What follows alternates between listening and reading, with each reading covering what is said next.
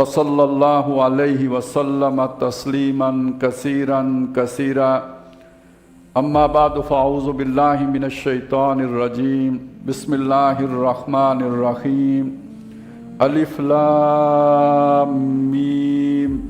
ज़ालिकल किताबु ला रैब फ़ीहि हुदल लिल मुत्तक़ीन अल्लज़ीना युमिनूना बिल गैबि व युक़ीमूना अस्सलाता व मिम्मा रज़क़नाहुम युनफ़िक़ून वल्लज़ीना युमिनूना बिमा उन्ज़िला इलैका व मा उन्ज़िला मिन क़ब्लिक व बिल आखिरति हुम यूक़िनून उलाइका अला हुदम मिर रब्बिहिम व उलाइका हुमुल मुफ़्लिहून। सदक़ल्लाहुल अज़ीम। रब्बि इश्रह ली सदरी व यस्सिर ली अमरी वहलुल उक़दतम मिन लिसानी यफ़क़हू क़ौली। अल्लाहुम्मा अल्हिमना रुश्दना व अइज़ना मिन शुरूरि अनफुसिना। अल्लाहुम्मा अरिनल हक़्क़ हक़्क़न वरज़ुक़ना इत्तिबाअह व अरिनल बातिला बातिलन वरज़ुक़ना इज्तिनाबह। आमीन या रब्बल आलमीन।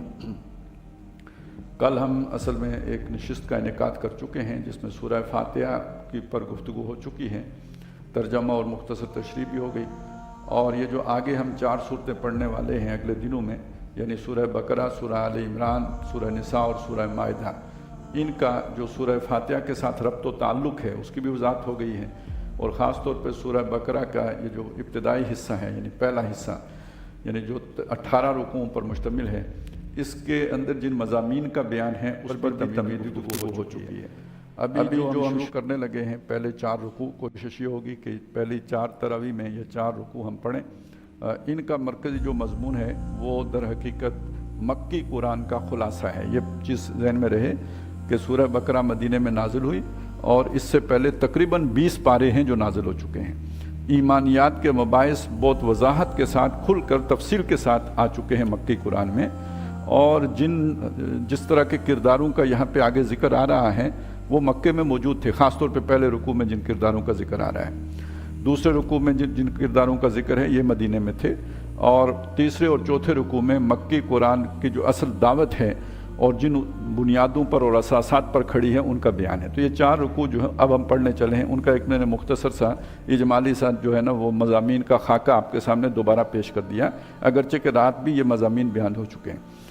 अब बस शुरू करते हैं। बिस्मिल्लाहिर्रहमानिर्रहीम। अलिफ लाम मीम। ये जो हुरूफ मुक़त्तआत कहलाते हैं इसीलिए इन्हें कता करके पढ़ते हैं, अलम नहीं पढ़ते।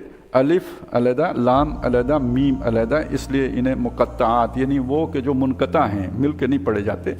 अब ये उस ज़माने की जो भी तहरीर थी या जो कलाम था उसके अंदर ये कोई मारूफ़ तरीका था। आज हमें नहीं मालूम इसकी क्या अलामत होती है, इसके क्या मानी है, क्या मफ़हूम है। कोई किसी सरी हदीस में इसका ज़िक्र आया नहीं। लोगों ने अपने तौर पर कुछ न कुछ मानी जो है वो अख़ज़ करने की कोशिश की है।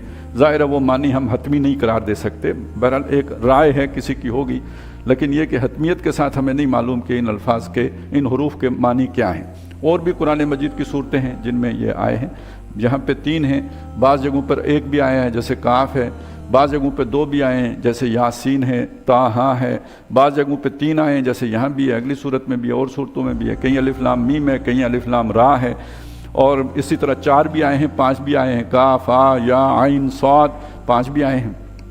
तो अलिफ लाम मीम। ज़ालिकल किताबु ला रैब फ़ीह, वो किताब जिसमें कोई शक नहीं। मुराद है कि वो अजीम किताब, वो अल्लाह का अजीम कलाम कि जिसमें कोई शक नहीं है। शक नहीं मतलब कि उसके किताबों में शक नहीं, अल्लाह की तरफ से नाजिल हुए में कोई शक नहीं, उसमें जो मज़ामीन बयान हुए उनमें कोई शक नहीं। अच्छा, ये जो कलाम का अंदाज़ है ना बिल्कुल शुरू में, तो इंसान कोई भी जिसको थोड़ी बहुत भी समझ हो ये अंदाज़ इख्तियार नहीं कर सकता कि जो बात मैं कह रहा हूँ उसमें कोई शक नहीं। इसलिए कि जो भी एक माकूल आदमी होगा वो बात ऐसे ही करेगा कि मुझे समझ यूँ आई है, मेरे ख्याल में इस तरह है, मेरी राय में यूँ है, दूसरी राय भी हो सकती है, और जो दूसरी राय है हो सकता है वो ठीक हो, लेकिन मैं ये ठीक समझता हूँ। तो आदमी जब भी बात करता है अपने नक्श इल्म के साथ करता है, वो कभी भी हतमियत के साथ बात नहीं करता है। ये अंदाज़ उसी का हो सकता है कि जिसका इल्म हतमी हो, जिसके इल्म में हर शय हो, वो ये अंदाज़ इख्तियार कर सकता है। या वो कर सकता है जिसके इल्म में कुछ भी ना हो, क्योंकि वो दावा कर सकता है कि जो मुझे मालूम है वो किसी को मालूम नहीं। تو انتہائی احمق آدمی ہوگا جو اس طرح کی بات کرے، یا پھر وہ ہوگا کہ جسے واقعی کل کا علم ہو، اور ظاہر ہے جو رب العالمین ہے وہ بکل شیء علیم ہے، اسے ہر شے کا علم ہے، لہٰذا وہ جب یہ کہتا ہے کہ جو میں کہہ رہا ہوں وہی درست ہے اور اس میں کوئی شک نہیں ہے، اس میں کوئی شبہ نہیں ہے، تو وہ بات 100% درست ہوتی ہے، لا ریب فیہ، اس میں کوئی شک نہیں۔ ھدی للمتقین، یہ ہدایت ہے متقین کے لیے، ڈرنے والوں کے لیے۔ اس پہ اعتراض ہوا ہے کہ یہ کیسا کلام ہے کہ جو صرف متقین کے لیے ہدایت ہے اور جو لوگ ہیں جو گویا سرکش ہیں ان کے لیے ہدایت ہی نہیں ہے۔ تو بات سمجھ لیجئے کیا بات ہے۔ بات جو کہی، جو لوگ مخاطب ہیں، اولین مخاطب ہیں، تو کون ہیں؟ مشرکین مکہ ہیں۔ ان کا دعویٰ کیا ہے؟ ہم خدا کو نہیں مانتے، نہیں۔ وَلَئِن سَأَلْتَهُم مَّنْ خَلَقَ السَّمَاوَاتِ وَالْأَرْضَ لَيَقُولُنَّ اللَّهُ، اگر آپ ان سے پوچھیں آسمان اور زمین کس نے بنائے، وہ لازماً کہیں گے کہ اللہ نے بنائے، اللہ کو مانتے ہیں۔ دوسرے کون ہیں؟ اہل کتاب نصارہ ہوں یا یہود ہوں، تو کیا وہ اللہ کو نہیں مانتے؟ مانتے ہیں۔ تو جن اہل کتاب کے دل میں یا جن مشرکین کے دل میں کوئی خدا خوفی کسی درجے میں ہو، ان پر یہ کلام اثر کرے گا۔ جو بالکل نہ ڈر ہوں، نہ چنت ہوں، بے فکرے ہوں، جنہیں پرواہ نہ ہو آخرت کی اور کل کی، تو وہ ان پر یہ کلام بے اثر ہے۔ کلام نرم و نازک بے اثر، مرد ناداں پہ کلام نرم و نازک بے اثر، ان پر یہ اثر نہیں کرے گا۔ اسے یوں سمجھ لیجئے، دیکھیں کتنے لذیذ کھانے ہوتے ہیں، طلب کس کے اندر ہوگی وہ کھانا کھانے کی جسے بھوک لگی ہو؟ جسے بھوک ہی نہ لگی ہو، جتنا لذیذ کھانا لا کے اس کے سامنے رکھیں اسے الٹی آئے گی، کیونکہ ویسے پہلے ہی وہ جو ہے گردن تک بھر چکا ہوا ہے کھٹا، تو اب مزید کیا کھائے گا؟ تو جس کو فکر ہی نہیں ہے کہ کوئی چیز سمجھنے کی، تو وہ کیوں سمجھے گا؟ اس کے اندر سے سمجھے گا وہ جس کے اندر کوئی کسی درجے میں کوئی جو ہے وہ طلب موجود ہوگی۔ پھر یہ قرآن اسے اٹھا، کوئی بیج ہوگا جسے تناور درخت بنائے گا، سرے سے بیج ہی نہ ہو تو وہ پھر اس کے لیے یہ کلام نرم و نازک بے اثر ثابت ہوگا۔ تو یہاں متقین سے مراد آخری درجے کا تقویٰ نہیں ہے، بلکہ متقین سے مراد وہ تقویٰ جو ایک طلب صادق پر دلالت کرتا ہو، اس تقویٰ کا ذکر ہے۔ پھر وہ اس تقوی کو 4 چاند لگا کر وہاں تک لے کے جائے گا، جیسے ابو بکر کے تقویٰ کو لے کے گیا، جیسے عمر کے تقویٰ کو لے کے گیا، اور وہ تقویٰ اسے درجہ احسان تک پہنچائے گا کہ جس میں بندگی اللہ کی یوں کی جاتی ہے گویا کہ تم اسے دیکھ رہے ہو۔ لیکن ابتدائی درجہ وہ ہے کہ کسی نہ کسی درجے میں طلب صادق ہدایت کی پائی جاتی ہو، اہدنا الصراط مستقیم مانگتا ہو، جس کے اندر یہ ڈیمانڈ ہی نہ ہو صراط مستقیم کی، اس کو یہ کوئی اثر نہیں کرے گا۔ اہدنا الصراط المستقیم جو کہا تھا اس کا جواب ھدی للمتقین، وہ جو صراط مستقیم مانگتے ہیں ان کے لیے یہ ہدایت ہے۔ الذین یؤمنون بالغیب ویقیمون الصلاۃ ومما رزقناہم ینفقون، یہاں ان کی 3 صفات آئی ہیں۔ نماز قائم رکھتے، یؤمنون بالغیب، غیب کا یہ کو مانتے ہیں، اور غیب کو ماننے کا مطلب کیا ہے؟ غیب کو ماننے کا مطلب یہ دیکھیں ہمارے اعتبار سے بات ہو رہی ہے، اللہ کے لیے کوئی شے غیب ہے ہی نہیں، اللہ کے لیے ہر شے حاضر اور موجود ہے، مشہود ہے۔ غیب ہمارے لیے کیا غیب ہے؟ جو ہمارے حواس خمسہ کی گرفت میں نہیں آتا وہ غیب ہے۔ فرشتے نہیں آتے، جن نہیں آتے، دوزخ جنت نہیں آتے، مرنے کے بعد کی زندگی کا تصور نہیں آتا، قبر میں کیا ہوگا نہیں آتا، یہ سب غیب ہے۔ جو معلوم کیا ہے؟ یہ جو کائنات ہمارے سامنے ٹھوس کائنات، یہ ہمیں معلوم ہے۔ خالص جو سائنٹیفک طریقہ کار ہے، یعنی اس کے مطابق جو شے ہمارے حواس کی گرفت میں آئے وہ ہے، جو حواس کی گرفت میں آئے وہ نہیں ہے۔ تو ان کی اس کے برعکس سوچ ہوتی ہے کہ جو حواس کی گرفت میں آ رہے ہیں وہ بھی ہیں، لیکن یہ کل نہیں ہے، اس کے سوا بھی کچھ ہے۔ اللہ ہے، آخرت ہے، رسول ہیں، فرشتے ہیں، کتابیں ہیں، اللہ کا پیغام ہے، یہ سب غیب ہے۔ تو یہ دیکھیے آج کی سوچ ہے اس سے بالکل مختلف سوچ ہو جاتی ہے، یؤمنون بالغیب۔ آج کی سوچ یہ ہے کہ جو ہمارے حواس کی گرفت میں آئے گا اسے مانیں گے، اس کے سوا نہیں مانیں گے۔ ٹھیک ہے، اس کا انکار بھی نہیں کریں گے، آج ہمیں نہیں معلوم، شاید کل معلوم ہو جائے۔ بہت جو ہے نا موڈسٹ قسم کا جو سائنٹسٹ ہوگا وہ یہ انداز اختیار کرے گا، آج نہیں معلوم کل معلوم ہو جائے گا۔ لیکن آج کے دن تو انکار ہو گیا نا اس شے کا، وہ آج تو گویا آپ نے نہیں مانا، نہ انکار کرنے کے باوجود بھی نہیں مانا۔ تو یہ آج کا تصور ہے۔ آج کے اس تصور کے تابع انسان کے لیے اللہ کو ماننا، آخرت کو ماننا بہت مشکل ہو جاتا ہے۔ تو یؤمنون بالغیب کا مطلب یہ ہے کہ باوجود اس کے کہ ان کے سامنے ایک فلڈ آف انفارمیشن ہے سائنس کا اور ٹیکنالوجی کا، اس کے باوجود ان چیزوں کو بھی مانتے ہیں جو سائنس اور ٹیکنالوجی کی گرفت میں نہیں آتی۔ تمام تر دوربینوں کے باوجود جو نظر نہیں آتی اس کو بھی مانتے ہیں، اور وہ کون سے حقائق ہیں؟ وہ ایمان کے حقائق، یعنی غیب کے حقائق، یعنی جن کو ہم اللہ پر ایمان، آخرت پر ایمان، کتابوں پر ایمان، فرشتوں پر ایمان، ان چیزوں کو ماننا، یہ ایک مزید اضافی صلاحیت ہے۔ کہ ان دیکھے خدا کو ماننا، جو آپ کی گرفت میں نہیں آتا، عقل میں نہیں سماتا، اس کو مان لینا۔ تو پہلا وصف یہ ہے یؤمنون بالغیب ویقیم، اور میں بتا چکا ہوں کہ مشرکین بھی مانتے تھے، یہ یہود بھی مانتے تھے اور نصارہ بھی مانتے تھے۔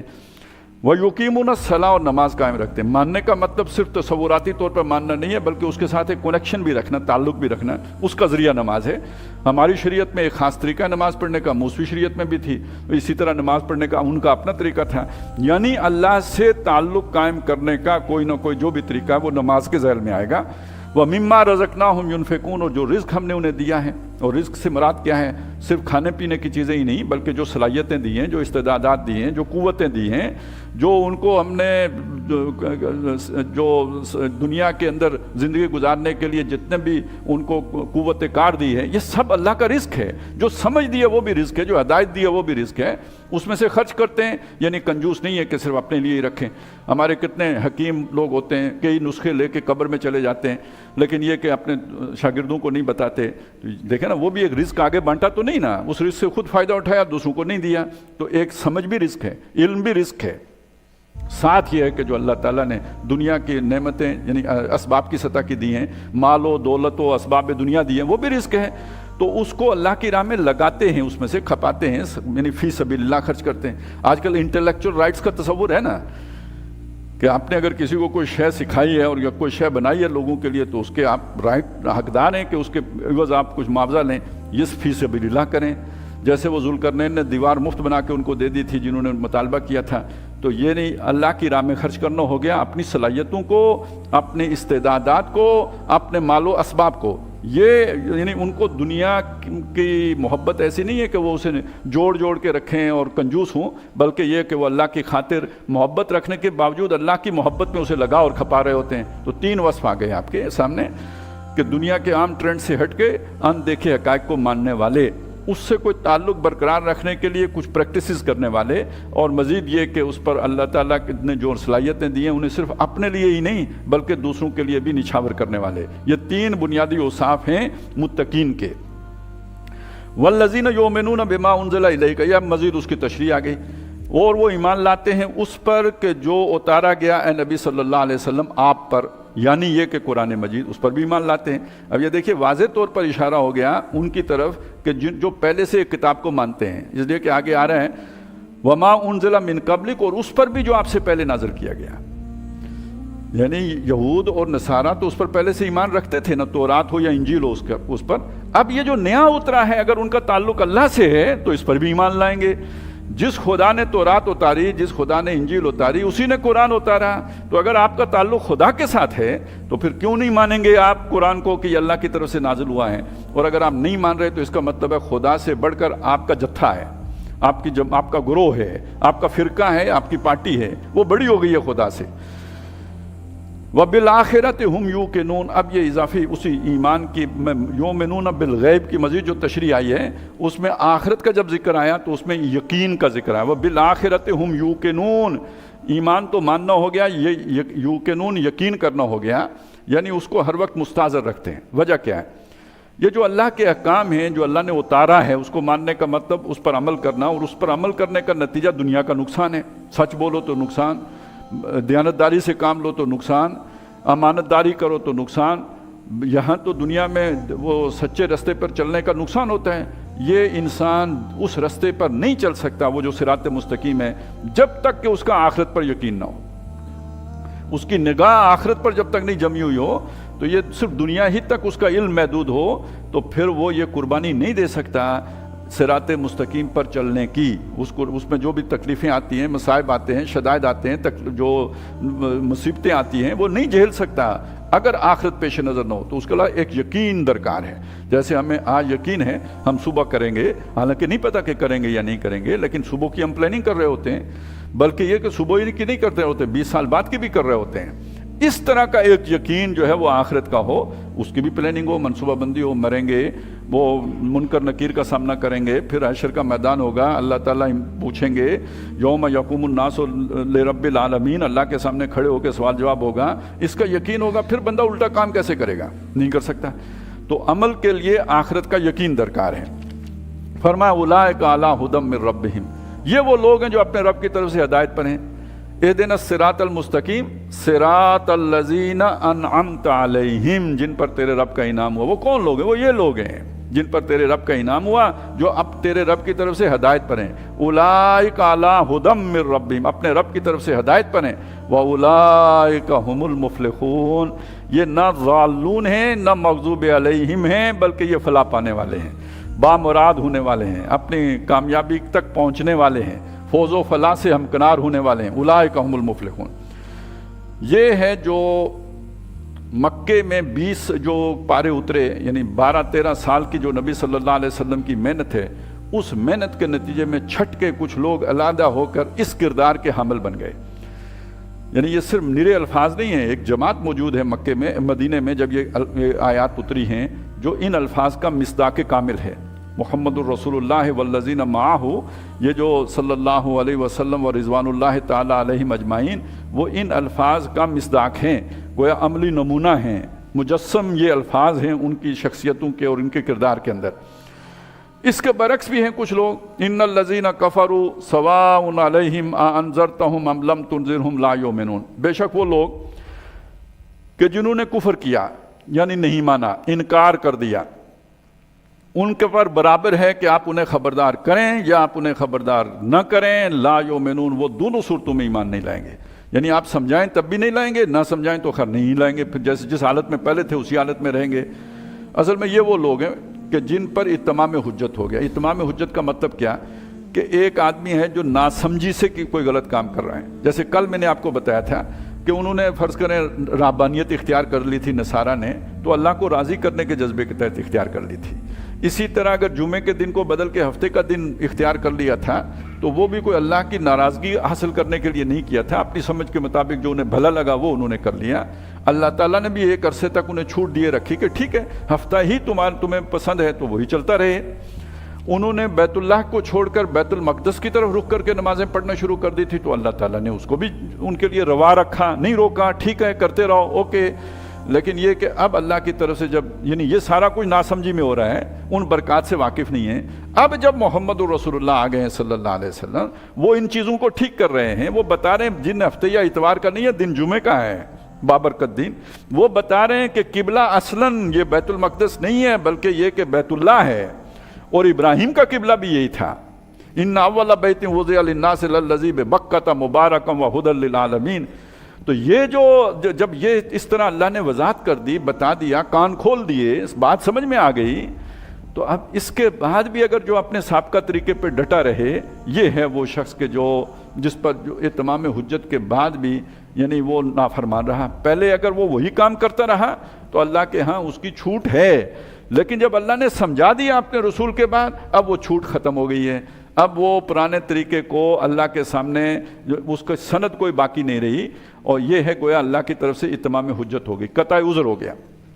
تو یہ ان کافروں کا ذکر ہے جن پر اللہ کی طرف سے حجت قائم کی گئی ہو، جیسے کہ محمد رسول اللہ صلی اللہ علیہ وسلم نے قائم کی، اور یہ ہر دور کی جو بھی حضور کے بعد جو آپ کے امتی ہیں ان کے ذمے ہے کہ کافروں کو سمجھائیں، اس طرح سمجھائیں جیسے محمد رسول اللہ نے سمجھایا تھا۔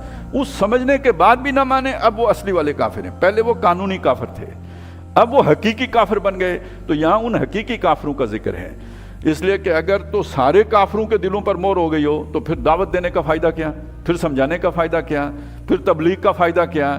تو سب کافروں پر مہر نہیں ہو گئی، جن کو تبلیغ کر دی گئی، جن کو دعوت دے دی گئی، جن کو سمجھا دیا گیا، اس کے بعد بھی نہیں مانے، ان کے دلوں پر مہر ہوئی ہے۔ ان الذین کفروا سواء علیہم اانذرتہم ام لم تنذرہم لا یؤمنون ختم اللہ علی قلوبہم، اللہ نے ان کے دلوں پر مہر کر دی ہے۔ اب دلوں پر مہر کرنے کا مطلب وہی جو ہم نے کل سمجھا تھا کہ وہ جو ان کے اندر جو ہے نا ایک ڈیوائس لگائی گئی تھی اللہ کے پیغام کو سمجھنے کی، وہ اس ڈیوائس کو کرپٹ کر دیا گیا ہے، اب وہ سمجھ ہی نہیں سکتے، اب جتنے بھی سگنلز کی بمبارمنٹ ہو وہ ریسیو ہی نہیں کر سکتے، ان کے دل پر مہر ہو گئی، یعنی یہ کہ اب ان کا جو ریسیپینٹ ہے وہ خراب کر دیا گیا ہے، وہ کرپٹ ہو گیا ہے، اب وہ نہیں سمجھ سکتے۔ یہ ہے دل پر مہر ہونے کا مطلب۔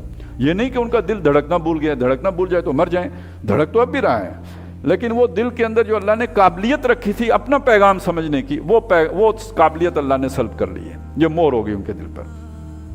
وَعَلَىٰ سَمْعِهِمْ، اور ان کے کانوں پر باتیں سنتے ہیں، دنیا کی باتیں سمجھتے بھی ہیں، لیکن یہ کہ یہ جو ایک ہوتا ہے نا جسے ہم کہتے ہیں کنسپچول، جو وہ بندہ جو تخیلات میں بات کو سمجھ سکتا ہو، ایک چیز فی الواقع موجود نہیں ہے لیکن اس کو اپنے تصور میں لے کے آ سکتا ہو، یہ اب ان کی سمجھ سے اوپر سے گزر جاتا ہے، انہیں ان کے سروں سے گزر جاتی ہیں ایسی باتیں، ان پر کوئی اثر نہیں کرتی، تو گویا ان کے کان یہ باتیں سننے سے نامانوس کر دیے گئے۔ وَعَلَىٰ أَبْصَارِهِمْ غِشَاوَةٌ، اور ان کی آنکھوں پر ایک پردہ ہے، وہ ایک آنکھ وہ ہوتی ہے، گاہ میری نگاہ تیز چیر گئی دل وجود، گاہ الجھ کے رہ گئی میرے توہمات میں، تو یہ اب ان کی جو نگاہ ہے وہ اپنے توہمات میں الجھی ہوئی ہے، یہ جو فزیکل ورلڈ ہے اس کے اندر ہی الجھ کے رہ گئی، جیسے آج کے سائنسدانوں کی الجھ کے رہ گئی ہے، جیسے آج کی تہذیب کے جو سارے جو بڑے بڑے انٹلیکچوئلز ہیں، رہنما ہیں، ان کی الجھ کے رہ گئی ہے، ساری سوچ ذالک مبلغہم من العلم اس دنیا کی زندگی کی حد تک محدود ہے، اس سے آگے دیکھنے سے عاجز ہے، نہیں دیکھ پاتی، تو گویا یہ کوئی آنکھ کے آگے پردہ آ گیا۔ پردہ آنے کا مطلب یہ نہیں کہ یہ اس دنیا کو نہیں دیکھتے، اسے دیکھتے ہیں، اس سے آگے جو دیکھنے کی صلاحیت تھی وہ مفقود کر دی گئی، وہ اب ان کی ریچ میں نہیں رہی۔ وَلَهُمْ عَذَابٌ عَظِيمٌ، اور ان پر بڑا عذاب ہے۔ یہ صلاحیت وہ دور دیکھنے کی اللہ نے سب کو دی، لیکن جب ان کو صحیح طرح سے وہ بات سمجھائی جائے اللہ کی طرف سے اور اس کے بعد بھی ان کے کانوں پہ جوں نہ نینگے تو اللہ تعالیٰ اس صلاحیت کو سلب کر لیتے ہیں۔ اب وہ بس دنیا کے اعتبار سے ایک لائق فائق سیانہ آدمی ہو سکتا ہے، لیکن یہ کہ آخرت کی باتیں اس کی سمجھ میں بالکل نہیں آتی، سر سے گزرتی ہیں۔ وَلَهُمْ عَذَابٌ عَظِيمٌ، ایسے لوگوں کے لیے بڑا عذاب ہے۔ یہ دو گروہوں کا ذکر ہو گیا جو قرآن کے مخاطب بنے، اور ان میں سے ایک وہ ہے جس نے قرآن کی دعوت کو قبول کیا، وہ مفلحون ہو گئے۔ دوسرے وہ ہیں جنہوں نے جانتے بوجھتے اسے رد کیا، سوچ سمجھ کے رد کیا، سمجھ کے نہیں مانا، تو یہ وہ ہو گئے کہ جن کو جو کافر ہوئے اور جن کے لیے عذاب عظیم ہے۔ اب تیسرا گروہ ہے، یہ تیسرا گروہ سمجھ لیجئے صرف مسلمانوں میں نہیں ہے، یہ یہودیوں میں بھی ہے، کیونکہ یہودی بھی دعوے دار ہیں کہ ہم ایمان لائے ہیں اللہ پر، آخرت کو مانتے ہیں، حضور صلی اللہ علیہ وسلم سے پہلے ظاہر شریعت موسوی چل رہی ہے، اور وہ ان کے بڑے بڑے دبنگ عالم دین موجود ہیں، بڑے فقہ کے بہت بڑے جو ہیں وہاں پہ ستون موجود ہیں، روحانیت کے بہت بڑے بڑے تھم ہیں، سب کچھ موجود ہے۔ مسئلہ یہ ہے کہ کردار کی وہ پختگی نہیں ہے کہ انسان اللہ کی خاطر اپنے مفادات سے اوپر اٹھ سکے۔ دیکھیے مفادات ایک تو یہ ہوتے ہیں نا، کاروبار مفاد ہے، نوکری مفاد ہے، تعلقات بھی تو مفاد ہوتے ہیں۔ میرا ایک جو ہے نا سوشل فیبرک ہے، میرے کچھ رشتہ دار ہیں، تعلق ہیں، اب یہ اگر فرض کریں میں کوئی نیا موقف اختیار کرتا ہوں سارے مجھ سے ناراض ہو جائیں، یا تو سیاسی بنیادوں پہ گھر میں تقسیم ہو جاتی ہے نا، تو اسی طرح آپ سمجھ لیں کہ اگر ایک شخص اپنے مذہب کے حوالے سے کوئی ایسی رائے دیتا ہے جو گھر والوں کو پسند نہیں، تو کتنا بڑا جہاد ہے جو اسے گھر کرنا پڑ جائے گا، کتنی بڑی مخالفت ہے جو اسے گھر سے جس کا سامنا کرنا پڑے گا۔ اب یہ جرأت کتنوں میں ہوتی ہے؟ دوست احباب چھوٹنے کا خطرہ ہو، رشتہ دار چھوٹنے کا خطرہ ہو، اور پھر سب سے بڑا خطرے میں کون ہوتا ہے؟ جس کے پاس کوئی منصب ہو، کوئی لوگ اسے پسند کرتے ہوں، اس کی فالوئنگ ہو، فین فالوئنگ ہو، اور اگر وہ کوئی ایسی بات کرے جو اس کے فالوورز کو پسند نہیں ہو، اور پھر خطرہ یہ ہو کہ ایک دم جو ہے نا اس کے، آج کل تو وہ پیج کے ریچ کا ہی مسئلہ ہوتا ہے، تو کہیں وہ کم ہونا ہو جائے، رپورٹ نہ ہو جائے، اور یہ اس وجہ سے وہ حق بات کہہ نہ سکے، تو مجھے بتائیں نا یہ بھی مفاد ہے یا نہیں ہے؟ تو مفادات کو صرف مال و دولت تک محدود کر کے نہ رکھیں۔ جو بڑے بڑے چودھری ہوتے ہیں، سردار ہوتے ہیں، وڈیرے ہوتے ہیں، لیڈر ہوتے ہیں، جن سو کارڈ لیڈر، وہ در حقیقت وہ ان پھندوں میں گرفتار ہوتے ہیں، کہنے کو آزاد ہوتے ہیں، ان زنجیروں نے انہیں جکڑ کے رکھا ہوا ہوتا ہے۔ یہ ہرکل کی زنجیر تھی، یہ ابو جہل کی زنجیر تھی، یہ اسی طرح علماء یہود کی زنجیر تھی، جس میں وہ جکڑے ہوئے تھے کہ اپنے اگر لوگوں سے ہٹ کر ہم نے کوئی موقف اختیار کر لیا تو ہماری وہ جو فن خانی ہے، وہ جو ہماری سرداری ہے، وہ جو ہماری پیشوائی ہے، وہ ہمارے ہاتھ سے نکل جائے گی۔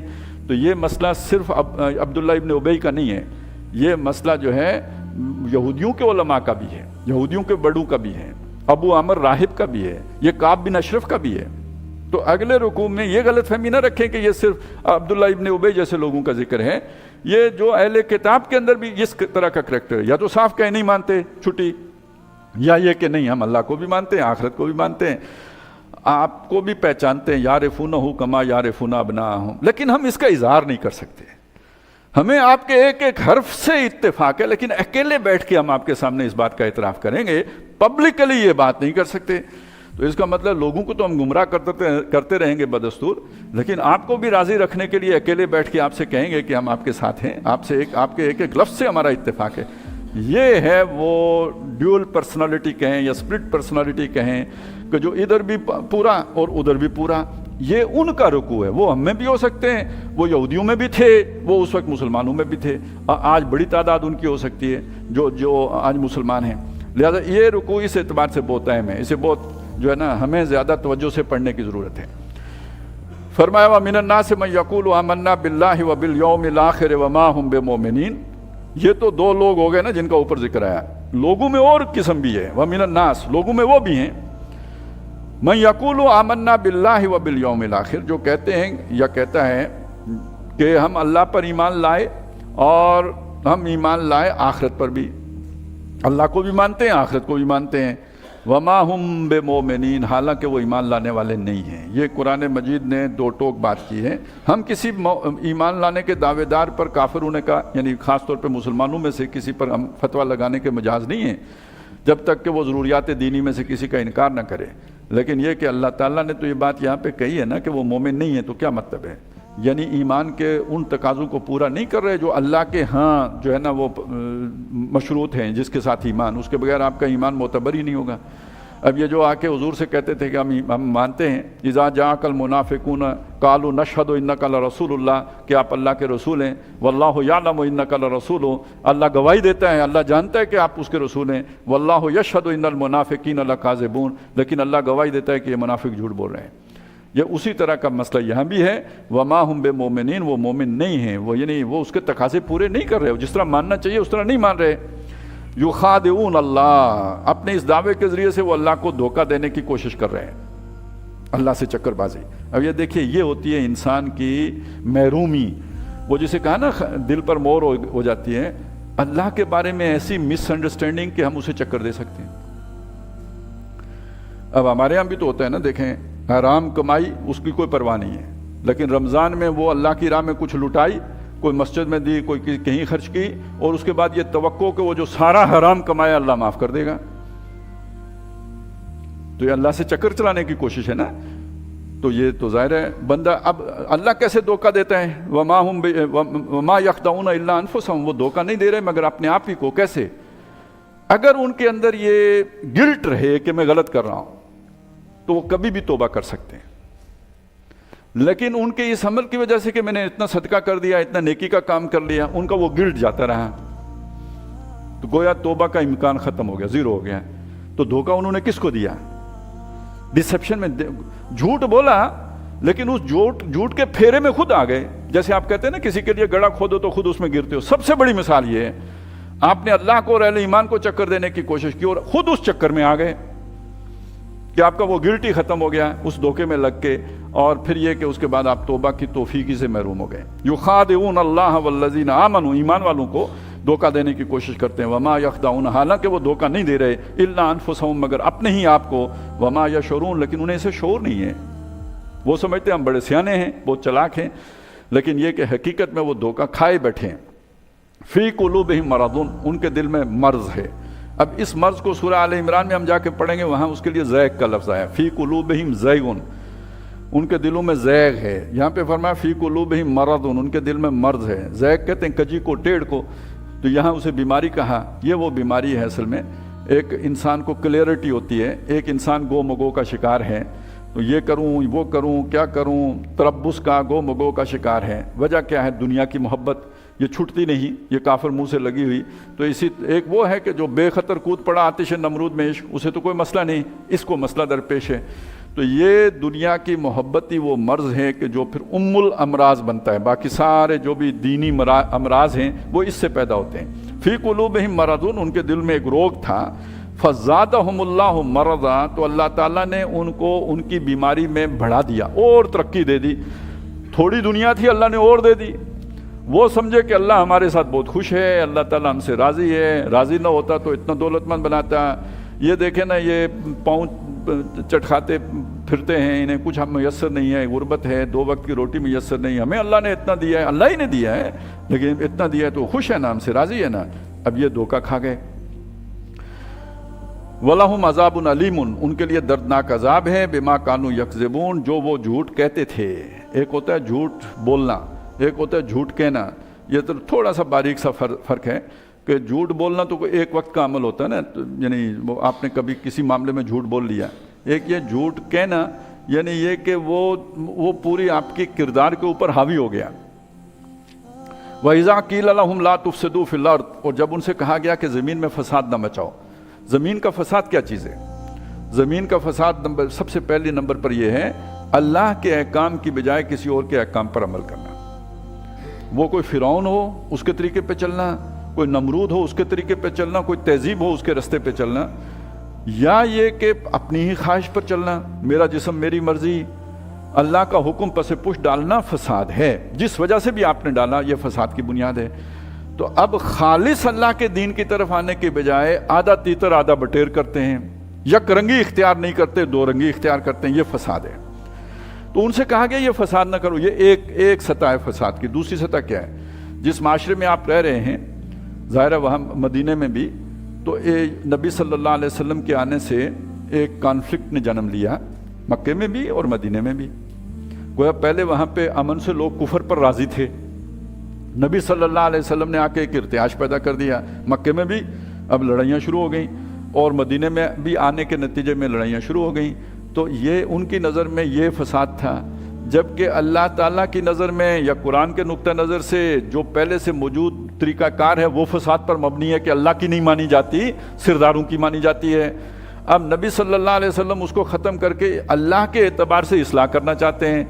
یہ کہتے ہیں یہ جو فرکشن ہے یہ فساد ہے، ہم اس کو چاہتے ہیں کہ پرامن بقائے باہمی ہو۔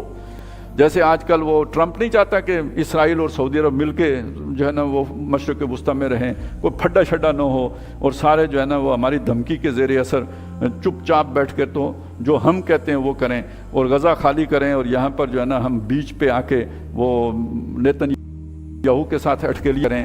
یہ جو سارا جو سوچ ہوتی ہے نا اس کی نظر میں یہ امن ہے، اور یہی منافقین کی نظر میں امن تھا، مل جل کے رہو، پھڈے نہ لو۔